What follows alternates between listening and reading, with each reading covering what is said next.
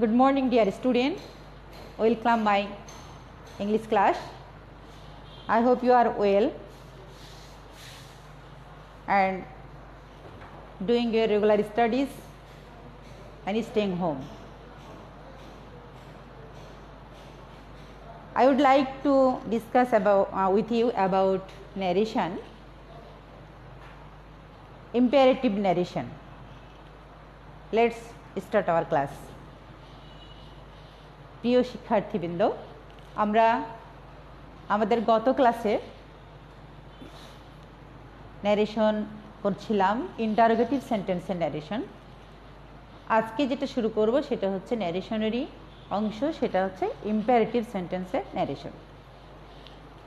Imperative সেন্টেন্সের narration জানার আগে আমাদের যেটা জানতে হবে ইম্পারেটিভ সেন্টেন্স কি।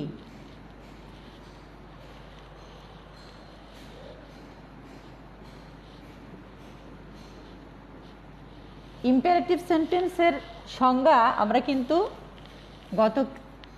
আগের ক্লাসগুলোতে সেন্টেন্স নিয়ে যখন আলোচনা করেছিলাম তখন ইম্পারেটিভ সেন্টেন্স কি তা জেনেছিলাম। আজকে আবার একটু বলে দিই, শুরু করি। সেটা হচ্ছে ইম্পারেটিভ সেন্টেন্স হলো সেই সেন্টেন্স যার শুরুটা হবে মূল ভার্ব দিয়ে। অর্থাৎ সাধারণত একটা সেন্টেন্স অ্যাসার্টিভ সেন্টেন্স সাবজেক্ট দিয়ে শুরু হয়, কিন্তু ইম্পারেটিভ সেন্টেন্সটা শুরু হবে মূল ভার্ব দিয়ে, অর্থাৎ সাবজেক্ট দিয়ে শুরু হবে না। এখানে সাবজেক্ট থাকবে কিন্তু সাবজেক্টটা উজ্জ থাকবে এবং সেটা ইউ হবে। এই ইউ সাবজেক্টটা সাইলেন্ট থাকবে। আমরা ইম্পারেটিভ সেন্টেন্সের বুঝলাম। এখন ইম্পারেটিভ সেন্টেন্সের ন্যারেশন কীভাবে ডাইরেক্ট থেকে ইনডাইরেক্ট ন্যারেশনে যাব সেগুলো আমরা জানব। আমরা শুরুতেই একটা উদাহরণ দিই, যেমন ধরো, হি said to me go home. He said to me go home. এর কি দেখছি, দেখো যে সেন্টেন্সটা শুরু হয়েছে তা মূল ভার্ব গো দিয়ে শুরু হয়েছে। গো হোম মানে বাড়ি যাও। তাহলে আমরা এটা কিভাবে করব সলভ, এইটা আমরা দেখব যে এখানে যে রিপোর্টিং ভার্ব আছে এই রিপোর্টিং ভার্ব তো প্রথমেই চেঞ্জ করতে হবে। সাবজেক্ট যেটা আছে সেটা এখানে থাকবে। রিপোর্টিং ভার্ব চেঞ্জ করার সময় অবশ্যই আমাদের সেন্টেন্সের উপর বেজ করে চেঞ্জ করতে হয়। এই রিপোর্টিং ভার্ব এখানে চেঞ্জ করতে গিয়ে সাধারণত ইম্পারেটিভ সেন্টেন্সে রিপোর্টিং ভার্ব চেঞ্জ হয়ে অ্যাডভাইস, কমান্ড, অর্ডার, রিকোয়েস্ট এই ধরনের ভার্বগুলো বসে থাকে। এখন এই বক্তব্যের ধরনটা দেখেই কিন্তু আমার এই শব্দটা বসাতে হবে। এখন এখানে দেখা যাচ্ছে গো হোম মানে বাড়ি যাও। এটাকে আমরা যদি অর্ডার্ড বলি তাহলে বেটার হবে। তাহলে হি order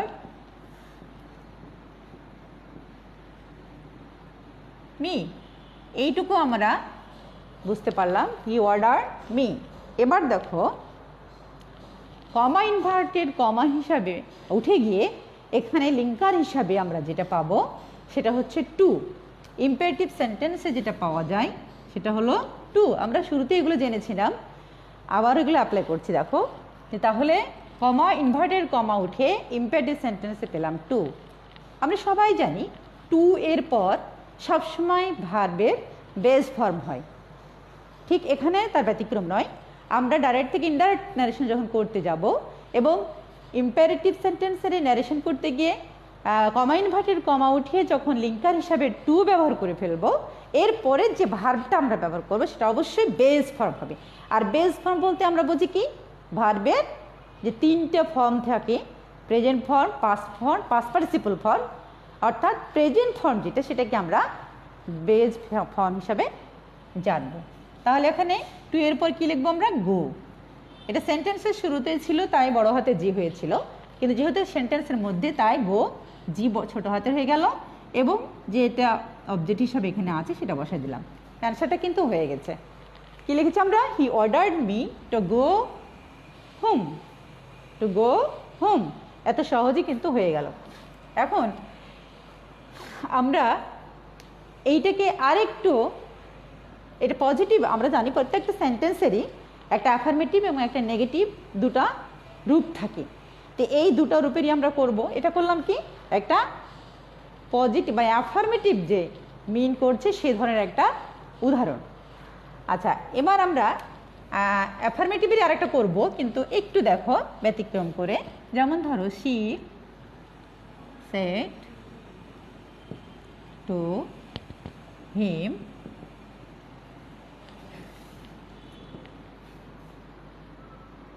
do it at once. এখানে আমরা শুধু দেখেছিলাম মূল ভার্ব আছে, একটা অবজেক্ট আছে। এখানে এসে দেখছি মূল ভার্ব আছে, একটা অবজেক্ট আছে এবং এক্সটেনশন হিসাবে কিছু আছে। আমাদের ঘাবড়াবার কোনো প্রয়োজন নাই, এক্সটেনশন যেটা আছে সেটা সেভাবেই বসে যাবে, এটার জন্য আর নতুন কিছু করা লাগবে না। তাহলে আমরা সবটা করে ফেলি। কী হবে আর এটা she do it at once, তাহলে এটাও আমরা অর্ডার বলতে পারি।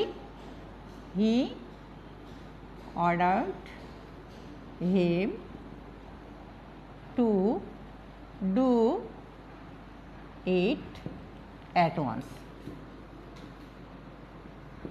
হয়ে গেছে। তাহলে আমরা এখানে মূল ভার্ব, অবজেক্ট এবং এক্সটেনশন হিসাবে যদি কিছু থেকে থাকে সেগুলো থাকলে আমরা কি করব সেই বিষয়টা জানতে পারলাম। এখন আমরা নেগেটিভ সেন্টেন্স একটা করব, ইম্পারেটিভের নেগেটিভ। এইরকম হলে আমরা কি করব? যেমন ধরো ফাদার সেড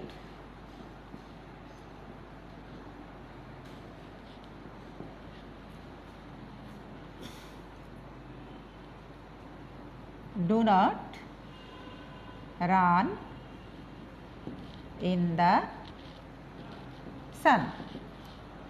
দেখো এখানে একটা সেন্টেন্স আছে, বাবা বলল যে রোদ্রে দৌড়াদৌড়ি করো না। এটা অবশ্যই ইম্পারেটিভ সেন্টেন্স, কিন্তু নিষেধ, নেগেটিভ অর্থ মিন করছে। এই রকমের যখন হবে তখন এর উত্তরটা আমরা যেটা করব, এর উত্তর দুইটাভাবে আমরা করতে পারবো। আমরা জেনে নিই কি করব। Father advised. খেয়াল করো এই যে অ্যাডভাইস বানানটা লিখতে গিয়ে আমরা অনেকে ভুল করে ফেলি। কি করি, এই যে VIC লিখি অনেকে, এই কাজটা কিন্তু করা যাবে না। এইটা VIC যখন হবে তখন সেটা নাউন হয়ে যাবে, উপদেশ। আর এখন হচ্ছে অ্যাডভাইস যেটা VISE, এটা ভার্ব। এটা খুব ভালো করে আমরা মনে রাখবো। তাহলে ফাদার অ্যাডভাইসড, এরপরে দেখো যেহেতু এটা নেগেটিভ সেন্টেন্স এই জন্য আমরা জানি কমা ইনভার্টেড কমা উঠিয়ে দেখেন আমরা টু পাবো, কিন্তু যেহেতু একটা নেগেটিভ সেন্টেন্স এই জন্য এখানে নট টু লিখবো। আমরা কি করব, টু লেখার আগে একটা নট লিখে দেব। তাহলে কি হলো, নট টু। তাহলে আগের মতোই হলো, কমা ইনভার্টেড কমা উঠিয়ে আমরা টু লিখলাম, শুধুমাত্র তার আগে নটটা বসালাম। কেন, যেহেতু এটা নেগেটিভ সেন্টেন্স। তাহলে নট টু, বাদ বাকি ভাব যেটা আছে দেখো, রান ইন দ্য সান। হয়ে গেছে। তাহলে আমরা এরকম উদাহরণ দিলে মনে হয় আরো পারবো, দেখি পারি কিনা। Mother said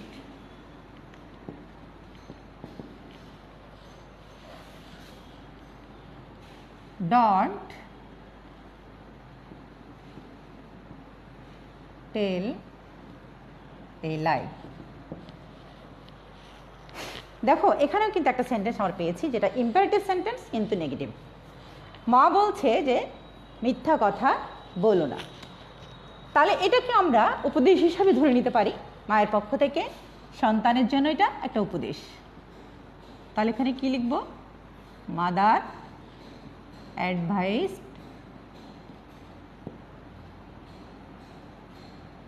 not to tell a lie। এবার আমরা যে কাজটা করব, আমি একটু আগে বললাম যে এটা দুইভাবে করা যায়।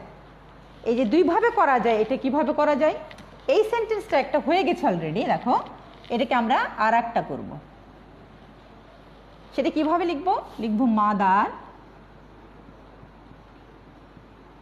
ফরবেড।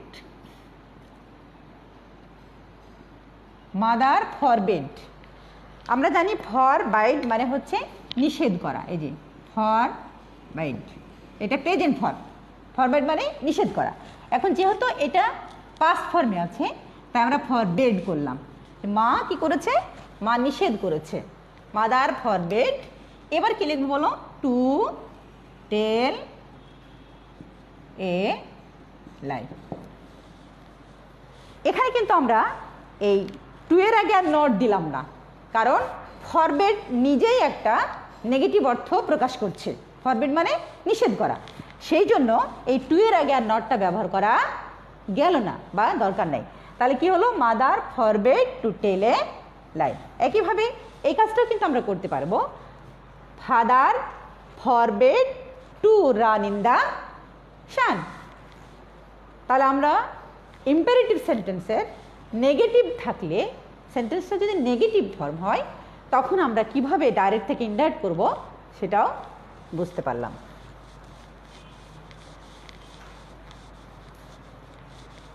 এরপরে ইম্পারেটিভ সেন্টেন্সে যদি এই রকমের থাকে, আমি লিখে আগে উদাহরণটা দেখো। হি said to me please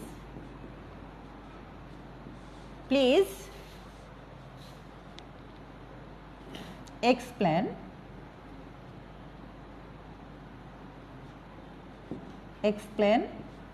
the lesson। কি হলো দেখো? he said to me please explain the lesson। এখানে এই লেসনটা এক্সপ্লেন করতে বলছে, আবার তার আগে কি বলেছে? প্লিজ বলেছে। মানে কি? অনুরোধের সুরে কথাটা বলেছে। এই অনুরোধের সুরে যখন কথা বলবে, এটা কিন্তু ইম্পারেটিভ সেন্টেন্স, কারণ এটা একটা দিয়েছে, বাট এখানে থেকে শুরু হয়েছে সেন্টেন্স। মূল সেন্টেন্স কিন্তু এখান থেকেই, মূল ভাব দিয়ে শুরু হয়েছে, এক্সপ্লেন দ্য লেসন। তাই আমরা এখানে কি করবো? যেহেতু প্লিজ আছে, তাই এটা সলভ করার সময় আমরা লিখবো হি রিকোয়েস্টেড মি। দেখো এখানে রিকোয়েস্টেড লেখার পর আর কিন্তু টুটা লিখবে না। আমরা যেমন অ্যাসার্টিভ সেন্টেন্সে হি টোল্ড লেখার পর মি বলে দিতাম, টোল্ডের পর আর টুটা লাগতো না, ঠিক এখানে রিকোয়েস্টের পর আর আমরা টু লাগাবো না। তাহলে হি রিকোয়েস্টেড মি, এরপর সাধারণত যেটা নিয়ম, সেই নিয়ম অনুযায়ী আমরা করব he requested me to explain the lesson.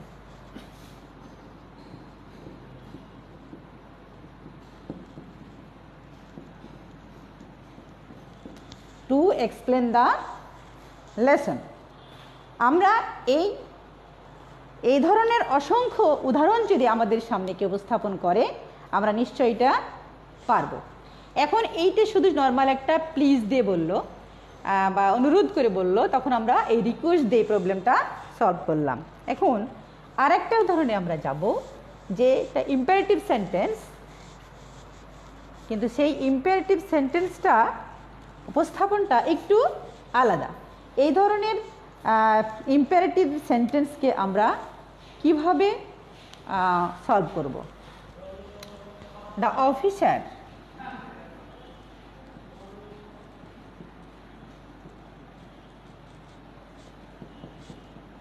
March on.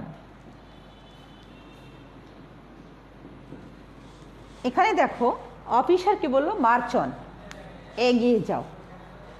অফিসাররা সাধারণত সবসময় কি করতে পারে বলো তো? কমান্ড করতে পারে, তাই না? তাহলে এখানে আমরা কমান্ড কথাটা ব্যবহার করব। এই ধরনের সেন্টেন্স যখন থাকবে তখন আমরা কমান্ড লিখব।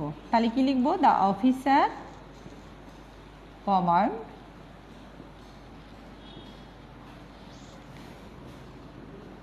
Two march on. তাহলে কি হলো? আগেরগুলোর মতোই কিন্তু হলো, একদম খুব সহজে টু যোগে আমরা পরবর্তী সেন্টেন্সটা উঠিয়ে দিলাম। এরপরে আমরা যেটা করব, আমরা ইম্পারেটিভ সেন্টেন্স কিন্তু দেখবা লেট দিয়ে শুরু হয়েছে, তখন কি করব?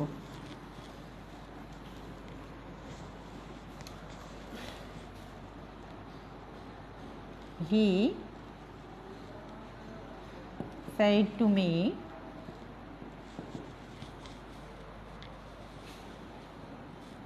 let him to do the work. এখানে একটা আমরা সেন্টেন্স পেয়ে গেলাম, let him to do the work. এটা অবশ্যই ইম্পারেটিভ সেন্টেন্স। এই ইম্পারেটিভ সেন্টেন্সটা দেখো সাধারণত একটা কোনো কিছু কাজ করার জন্য বলা হচ্ছে তাকে কাজটি করতে দাও।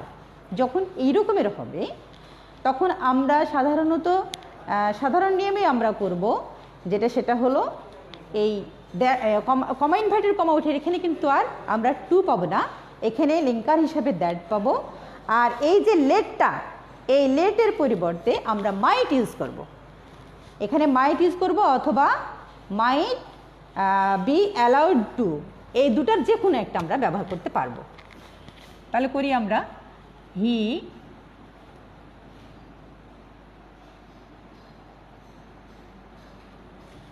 let him to do the work. He said to me that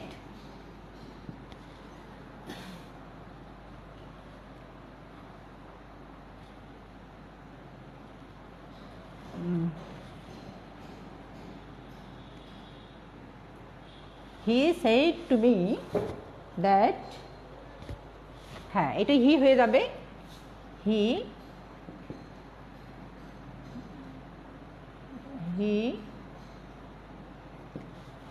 he might to do the work. এটা একটা করতে পারবো, আর একটা কি করতে পারবো, হি কিভাবে এখানে আমরা said to me ব্যবহার না করে যদি অন্যরকম একটা রিকোয়েস্ট দিতে পারি সেটাও হতে পারে। মানে ওকে আমি রিকোয়েস্ট করে বলছি, হি রিকোয়েস্টেড মি দ্যাট, এখানে কি করব, এখানে শুধু মাইট না দিয়ে might be allowed to do the work. তাহলে এভাবে দুইভাবে আমাদের এটা করা যাবে। আমরা এই ধরনের যখন রিকোয়েস্ট করে বা কোনো কিছু অনুরোধের সুরে বলবে যে let him do the work, তাকে কাজটা করতে দাও, এটি কিন্তু একটা পারমিশন চাওয়া হচ্ছে। এই ধরনের যখন রিকোয়েস্টের সুরে আসবে তখন আমরা এটা নর্মালি এটা রেখে দিলেও কিন্তু এটা ভুল হবে না। আমার এখানে requested me that he might be allowed to do, এখানে শুধু মাইট অথবা মাইট বি অ্যালাউড টু, এই দুটাই ইউজ করে আমরা অ্যান্সার করতে পারবো। এরপরে আমরা লেট দিয়ে আরও একটা সেন্টেন্স দিব যেটা আর একটু ব্যতিক্রম হবে।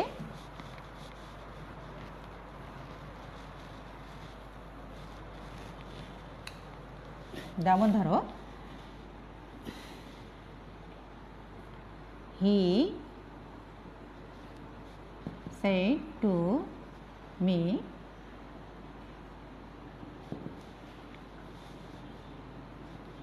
let us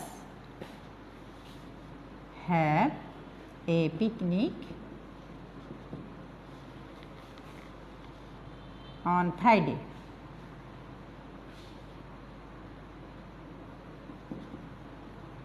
On Friday. তাহলে কি হলো, he said to me let us have a picnic on Friday. সে আমাকে বলল যে চলো শুক্রবারে আমরা পিকনিকে যাই। এই ধরনের সেন্টেন্স যখন আমাদের সামনে আসবে তখন আমরা কি করব, এখানে দেখো এটা প্রস্তাব এবং একটা প্রস্তাব, এটা তাই না, এখানে যখন প্রস্তাব বা সাজেশন এই ধরনের কোনো কিছু বুঝাবে তখন আমরা এই সেড টুর পরিবর্তে প্রপোজড অথবা সাজেস্ট যে কোনো একটা পেয়ে যাব। তাহলে কিভাবে করবো অ্যান্সারটা, হি প্রপোজড মি এখানে দেখো কমা ইনভার্টেড কমাটা কিন্তু দ্যাট হবে। এই লেট দ্য সেন্টেন্স শুরু হলেই কমা ইনভার্টেড কমাইট হবে হিসাবে উঠে এখানে লিঙ্কার হিসাবে দ্যাট হবে। তাহলে হি প্রপোজড মি দ্যাট, এখানে দেখো বলছিল সে আমাকে যে আমরা, তার মানে এখন আমরা কি বলতে পারি, যেহেতু আমাকে এখানে ইনক্লুড করে দিয়েছে, তাহলে এখন আমাকে বাদ দিয়ে কথা বলা যাবে না। এখানে যদি হিম বলতো বা সি হার বলতো তাহলে দে বলে দিতাম। এখন যেহেতু মি আমাকে বললো যে চলো আমরা যাই, তার মানে কি আমাদের এখন আমাদের যাওয়া উচিত। তাহলে he proposed me that we should, এই শুডটা কিন্তু এখানে আসতে হবে, মানে আমাদের উচিত। এখানে সাবজেক্টের পরে যেটা আসবে সেটা হলো শুড হিসাবে এই মডেল অক্সিলারিটা আমরা পাবো। উই শুড, এরপরে আমরা সবাই জানি শুডের পর বেজ ফর্ম বসবে ভার্বের, বেজ ফর্মটা এখানে কি আছে, হ্যাভ। তাহলে we should have a picnic on Friday.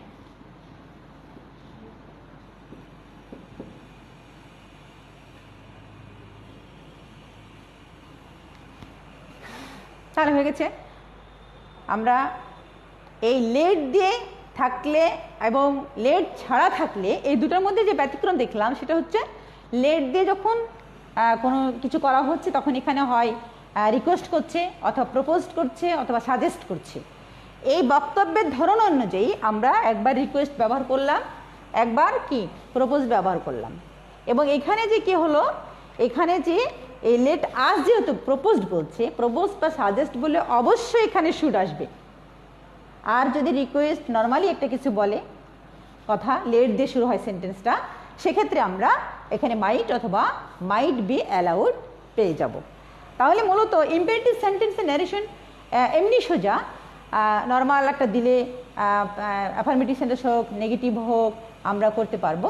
এবং এর মধ্যে ব্যতিক্রম এ ধরনের আসতে পারে। এ ধরনের ব্যতিক্রম সেন্টেন্স আসলে আমরা যা করতে হবে তা জেনে নিলাম। এখন এই ইম্পারেটিভ সেন্টেন্সের অসংখ্য উদাহরণ আমরা আমাদের বইগুলোতে পাবো। সেই বইগুলোতে আমরা নিজেরাই সেগুলো বাসায় সলভ করব। আমরা যত প্র্যাকটিস করব ততই নিজেকে পারফেক্ট করতে পারবো। এই জন্য তোমাদের বাড়ির কাজ হচ্ছে তোমাদের এই গ্রামার বইগুলোতে যতগুলো এক্সারসাইজ আছে সেখানে এই ইম্পারেটিভ সেন্টেন্সের যে ন্যারেশনগুলো আছে এক্সারসাইজে দেওয়া, সেগুলো বাসায় বসে নিজে নিজে সলভ করবে। কোনো সমস্যা ফিল করলে আমরা কন্ট্যাক্ট নাম্বার অথবা সরাসরি এসে এগুলো সমাধান নিয়ে নিজেকে তৈরি করব। তো আজকে আমরা ইম্পারেটিভ সেন্টেন্সের ন্যারেশন নিয়ে আলোচনা এ পর্যন্তই। আগামীকাল বাকি সেন্টেন্সের ওপর আমাদের ন্যারেশন হবে, সেই প্রত্যাশায় তোমরা সবাই ভালো থাকো। এই প্রত্যাশা আজকের মতো ক্লাস আমি এখানে শেষ করছি। ধন্যবাদ সবাইকে।